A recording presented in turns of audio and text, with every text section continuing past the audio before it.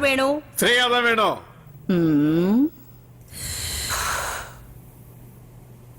ஸ்ரேயா வேணுமா? ஸ்ரேயா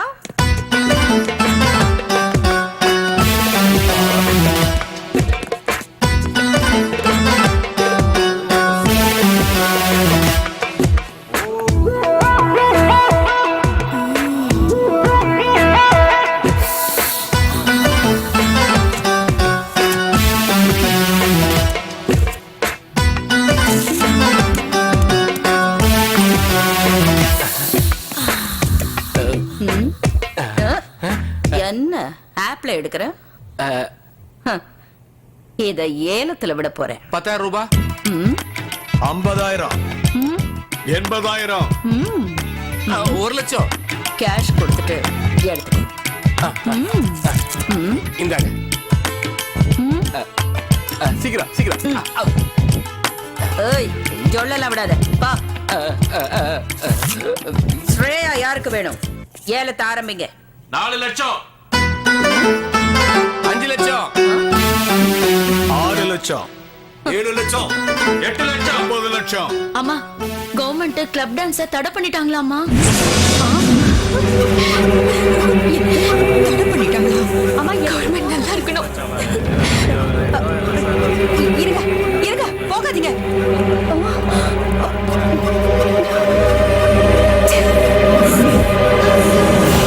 கடவுள் என்ன காப்பாத்திட்டாரு.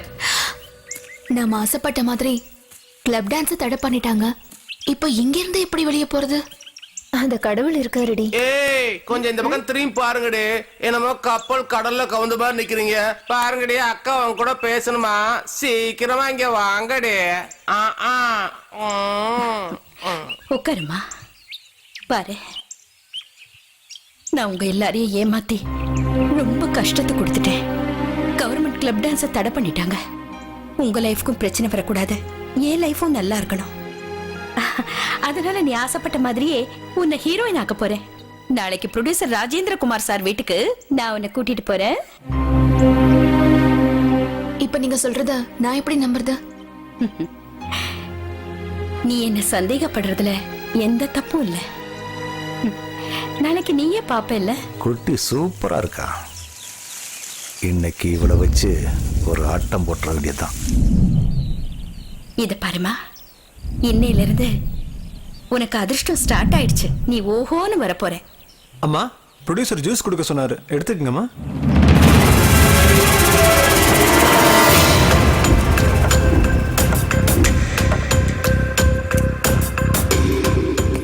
இந்தா குடி.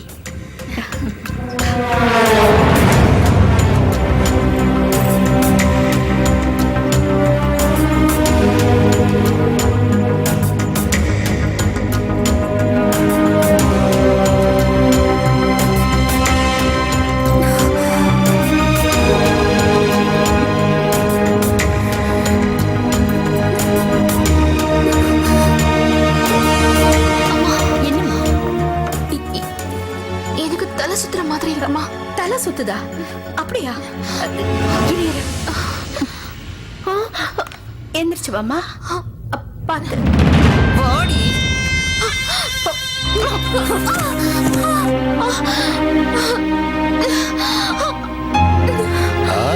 அன்னபூர்ணி,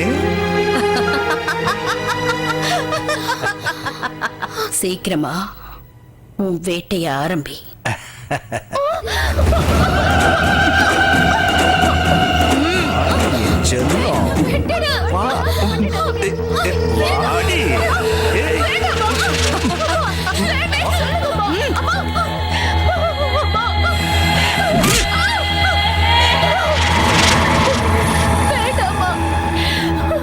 உங்களை கையெடுத்து கூப்பிட்டு கேக்குறமா, அவளை விட்டுற சொல்லுங்கம்மா.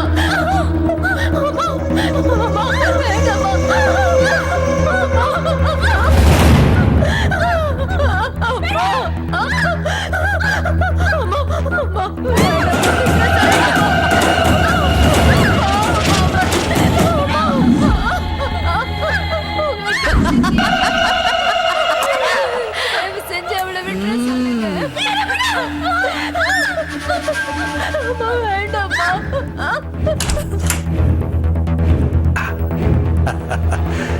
Shreya super figure.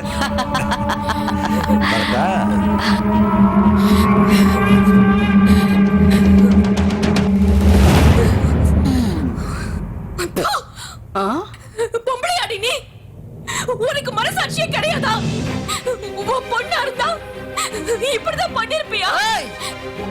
புதுசில்ல, அதான் இந்த கத்துற பழகிடுச்சுன்னா போக போக எல்லாம் சரியாயிடும். எந்திரிச்சு வாடி.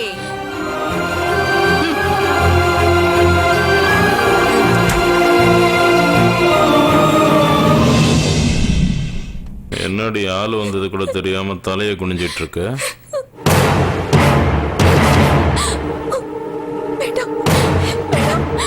ஏய், வாடி. ஏய், வாடி. வாடிங்கிற. ஏய்.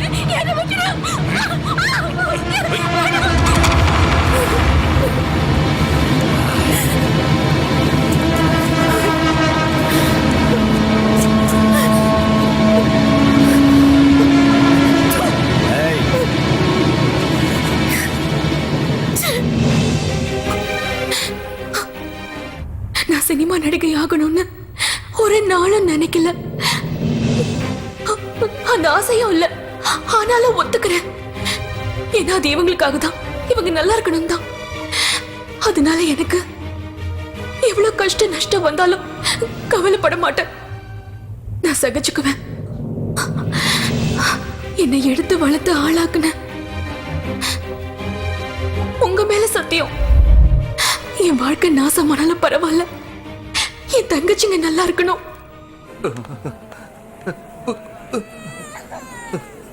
டேய் சிவா, ரொம்ப வயித்த வலிக்குதுடா.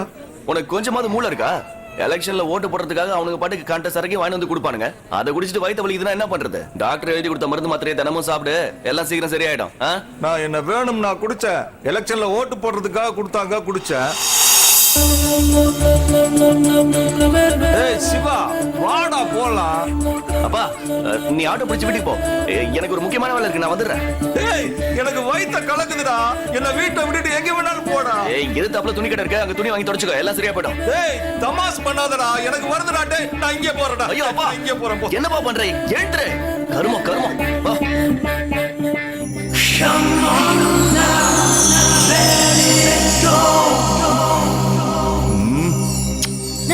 எவ்வளவு கொடுப்ப? எல்லாத்தையும் அன்னத்துக்கிட்ட கொடுத்துட்டேன், ஒரு பைசா கூட இல்ல. இப்ப எவ்வளவு கொடுப்ப? எடுத்துக்க.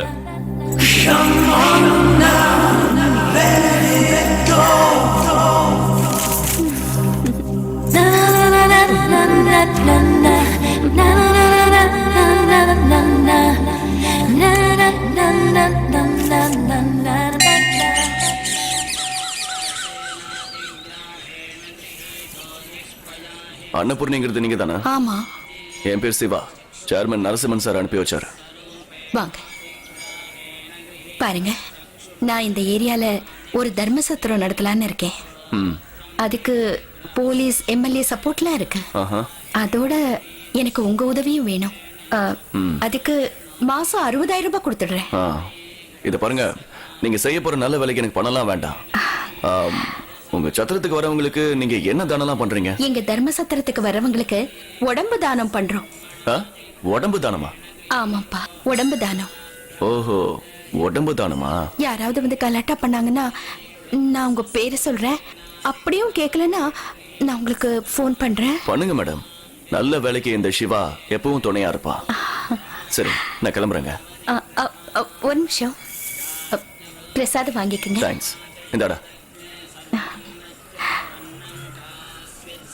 குரு, ஆமா, உடம்பு தானம்னா என்ன? உடம்பு தானமா? அன்னதானம் தெரியுமா? தெரியும். ரத்த தானம் தெரியும். கல்வி தானம் அதுவும் தெரியும். அதே மாதிரி செத்ததுக்கு அப்புறம் உடம்ப தானமா கொடுத்துருவாங்க. அதை எடுத்துட்டு போய் கண் இல்லாதவங்களுக்கு, கிட்னி இல்லாதவங்களுக்கு தானம் பண்ணுவாங்க. அது மட்டும் இல்ல, மெடிக்கல் ஸ்டூடெண்ட்ஸ்க்கு பிராக்டிஸ் பண்றதுக்காக கொடுப்பாங்க. இந்த மாதிரி உடம்ப தானமா கொடுக்கறது மூலமா நிறைய விதத்துல அது எல்லாருக்கும் ரொம்ப யூஸ் ஆகுது. புரியுதா? நம்ம உயிரோட இருக்கும்போது எதுக்கு பிரயோஜனப்படுறோம்னு எனக்கு தெரியாது. ஆனா செத்ததுக்கு அப்புறம் இந்த உடம்பு தானம் மூலமா நிறைய பேருக்கு பிரயோஜனமாகும். அப்படியா? மழை வர மாதிரி இருக்கு, வாசிக்கிறேன் போல.